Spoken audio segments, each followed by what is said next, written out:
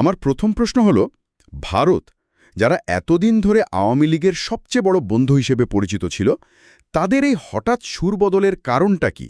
এটা তো শুধু একটা কূটনৈতিক বিবৃতি নয়, এর পেছনে নিশ্চয়ই বড় কোনো হিসাব নিকাশ আছে। অবশ্যই আছে।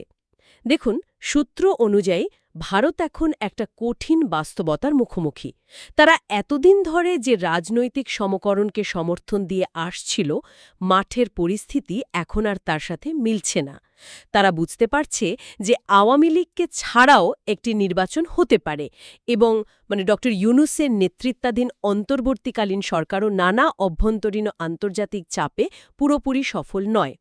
আর এই উপলব্ধির পেছনে দুটো ঘটনা বলা যায় ট্রিগারের মতো কাজ করেছে। দুটো ঘটনা? হ্যাঁ, প্রথমটি হল হাদি নামে এক ব্যক্তির হত্যাকাণ্ডের পর তার জানাজায় হওয়া ব্যাপক জনসমাগম। ওই আওয়ামী লীগ নেতার মতে এই বিশাল সমাবেশ আসলে একটা নীরব ভারত বিরোধী মনোভাবের বহিঃপ্রকাশ।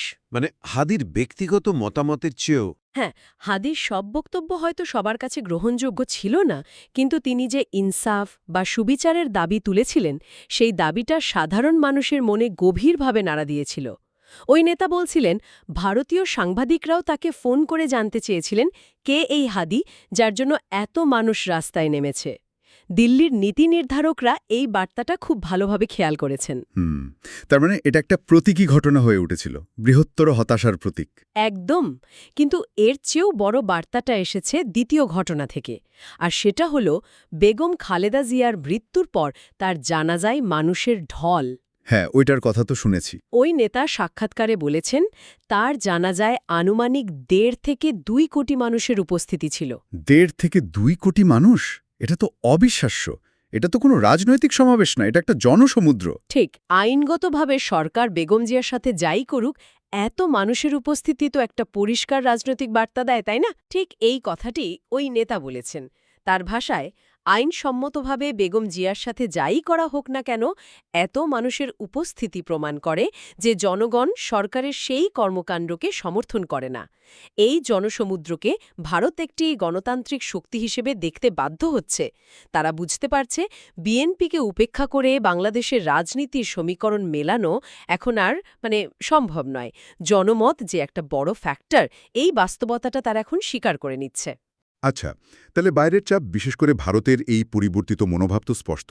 কিন্তু কোনো দেশ তো শুধু বাইরের পরিস্থিতি দেখে তার নীতি বদলায় না, তারা তো ভেতরের শক্তি দুর্বলতাও পরিমাপ করে। ওই নেতার সাক্ষাৎকারে কি আওয়ামী লীগের নিজের কোনো দুর্বলতার কথা উঠে এসেছে, যা হয়তো ভারতকে নতুন করে ভাবতে বাধ্য করছে? এখানেই তো আলোচনার সবচেয়ে গুরুত্বপূর্ণ অংশ। ওই নেতা নিজ দলের কিছু মারাত্মক ভুলের কথা অকপটে স্বীকার করেছেন। তিনি একটি শব্দ ব্যবহার করেছেন, মামলা বাণিজ্য। মামলা বাণিজ্য? হ্যাঁ। তার গত 15 বছরে বিএনপি জামায়াতের লক্ষ লক্ষ নেতাকর্মীর নামে মামলা দেওয়া হয়েছে। একটা গাড়িতে আগুন লাগলে আশেপাশে থাকা 300 জনের নামেই মামলা হয়ে যেত। এই মামলাগুলো বছরের পর বছর ধরে চলেছে, কিন্তু সেগুলোর সঠিক নিষ্পত্তি হয়নি। আর এখন সেই কৌশলটাই বুমেরাং হচ্ছে? হুবহু। তিনি বলছেন, এখন সেই একই প্রক্রিয়ায় আওয়ামী লীগের নেতাকর্মীদের নামে শত শত জনকে আসামি করে মামলা হচ্ছে। তিনি আফসোস করে বলছিলেন, তখন যদি তারা বুঝতেন যে এই রাজনৈতিক মামলাগুলো একদিন তাদের বিরুদ্ধেই ব্যবহৃত হতে পারে, তাহলে হয়তো এমনটা করতেন না। এই প্রতিশোধের রাজনীতি একটা চক্র তৈরি করেছে, যা এখন তাদেরকেই আঘাত করছে। এটা তো শুধু একটা রাজনৈতিক বুমেরাং না, এর একটা সুদূরপ্রসারী প্রভাবও আছে। যখন সাধারণ মানুষ দেখে যে আইনকে এভাবে রাজনৈতিক হাতিয়ার হিসেবে ব্যবহার করা যায়, তখন তো পুরো বিচার ব্যবস্থার উপর থেকেই আস্থা চলে যায়, তাই না? অবশ্যই। সরাসরি না বললেও তার কথায় সেই ইঙ্গিতটা খুব স্পষ্ট। তিনি যখন বলেন যে এই মামলাগুলোর নিষ্পত্তি করা উচিত ছিল, তখন তিনি আসলে বিচারিক প্রক্রিয়ার প্রতি এক ধরনের আস্থার সংকটকেই তুলে ধরেন। তার হতাশার আরেকটি বড় জায়গা হল জোটের রাজনীতি। জাতীয় পার্টির বিষয়টা, তাই তো? হ্যাঁ, তিনি জাতীয় পার্টিকে একটি ফুটবলের সঙ্গে তুলনা করেছেন। তার মতে, জাতীয় পার্টি 15 বছর ধরে আওয়ামী লীগের সাথে থেকে ক্ষমতার সব ধরনের মধু খেয়েছে, মন্ত্রণালয়, এমপি পদ, সব সুবিধা নিয়েছে। কিন্তু আজ যখন আওয়ামী লীগ সংকটে, তখন তারা একবারও বলেনি যে আওয়ামী লীগ ছাড়া আমরা নির্বাচনে যাব না। তারা এখন নিজেদের মতো করে নির্বাচনের প্রস্তুতি নিচ্ছে। কিন্তু এটা কি কেবলই জাতীয় পার্টির সুযোগ সন্ধানী রাজনীতি বলা যায়, নাকি এটা আওয়ামী লীগের জোট ব্যবস্থাপনার ব্যর্থতাকেও চোখে আঙুল দিয়ে দেখিয়ে দেয়? মানে বছরের পর বছর ধরে সুবিধা দিয়েও তাদের ধরে রাখতে না পারাটা তো নিজেদেরই দুর্বলতা, ঠিক না? চমৎকার একটি পয়েন্ট। ওই নেতার কথাতেও কিন্তু এই ব্যর্থতার সুরটাই ফুটে উঠেছে। তিনি বলেছেন, এটা আওয়ামী লীগের জন্য একটি বড় শিক্ষা।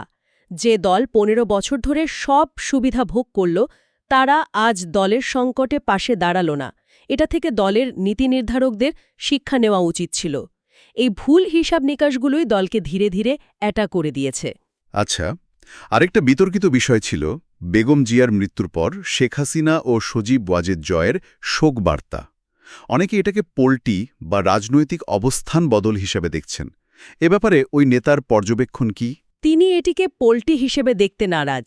তার মতে, একজন জাতীয় নেতার মৃত্যুতে আরেকজন জাতীয় নেতার শোক জানানো একটা স্বাভাবিক রাজনৈতিক ও সামাজিক সৌজন্য।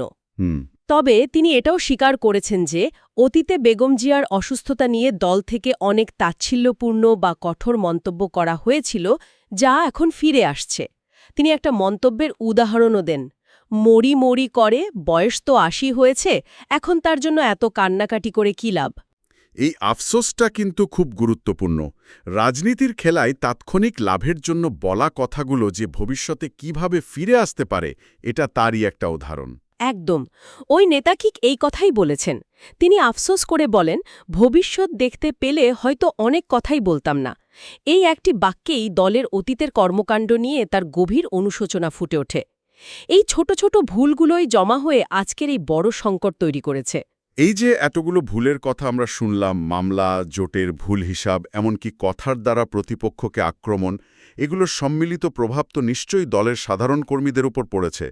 আওয়ামী লীগ সভানেত্রী শেখ হাসিনা তার দলের নেতাকর্মী ও সমর্থকদের নির্বাচন বর্জনের আহ্বান জানিয়েছেন। কিন্তু ওই নেতা বলছেন, উই আর টু লেট। এত দেরি হয়ে গেল কেন?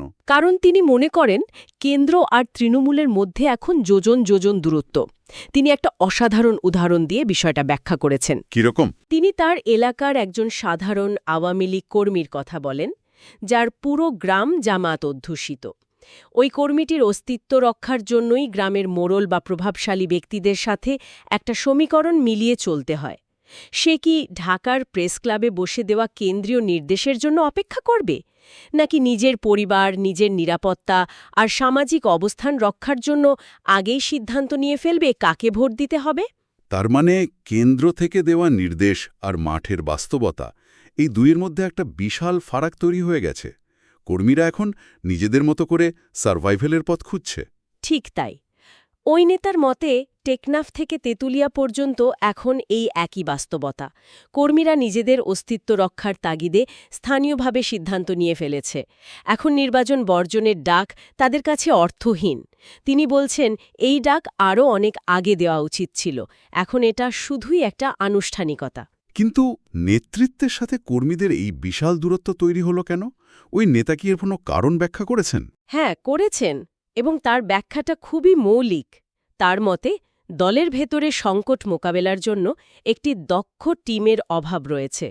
নতুন প্রজন্মের বুদ্ধিদীপ্ত নেতৃত্ব তৈরি হয়নি যারা এই জটিল পরিস্থিতি সামাল দিতে পারে। তিনি একটা ছোট কিন্তু খুব তাৎপর্যপূর্ণ ঘটনার কথা বলেছেন। একটি দূতাবাসে বঙ্গবন্ধুর ছবি দিয়ে বিশেষায়িত মগ সরবরাহ করার একটি প্রস্তাব আসে দলের ভেতর থেকে। মগ সরবরাহ, এর সাথে নেতৃত্বের সংকটের সম্পর্ক কি? সম্পর্কটা গভীর। ওই নেতা বোঝাতে চেয়েছেন, যে ব্যক্তি এই প্রস্তাব দিয়েছিল সে বঙ্গবন্ধুকে ভালোবেসে বা আদর্শ প্রচারের জন্য দেয়নি। তার উদ্দেশ্য ছিল ৫০ টাকার মগ ৩০০ টাকায় বিক্রি করে ব্যবসা করা। আচ্ছা। বিষয়টাকে ভাবুন একবার। দেশের স্বাধীনতার স্থপতির ছবি ব্যবহার করে কেউ ব্যক্তিগত ব্যবসার ফিকির করছে, এবং সেটা দলের ভেতরেই। ওই নেতার মতে এই ব্যবসায়িক মনোবৃত্তি বা সুযোগ সন্ধানী মনোভাবই দলকে ভেতর থেকে ক্ষয় করে দিচ্ছে। আদর্শের চেয়ে ব্যক্তিগত লাভ যখন বড় হয়ে যায়, তখন তৃণমূলের কর্মের সাথে নেতার মানসিক সংযোগ আর থাকে না। এই মগের ঘটনাটা তো আসলে একটা প্রতীকী ব্যাপার। এটা দেখাচ্ছে যে দলের ভেতরে সুযোগ সন্ধানীরা কতটা প্রভাবশালী হয়ে উঠেছে। যখন আদর্শের চেয়ে ব্যক্তিগত লাভ বড় হয়ে যায়, তখন তো সংকট আসবেই। একদম। তিনি হতাশা প্রকাশ করে বলেছেন, দলে এখন আর সেই নিবেদিত প্রাণ টিম নেই যারা নিঃস্বার্থভাবে কাজ করবে।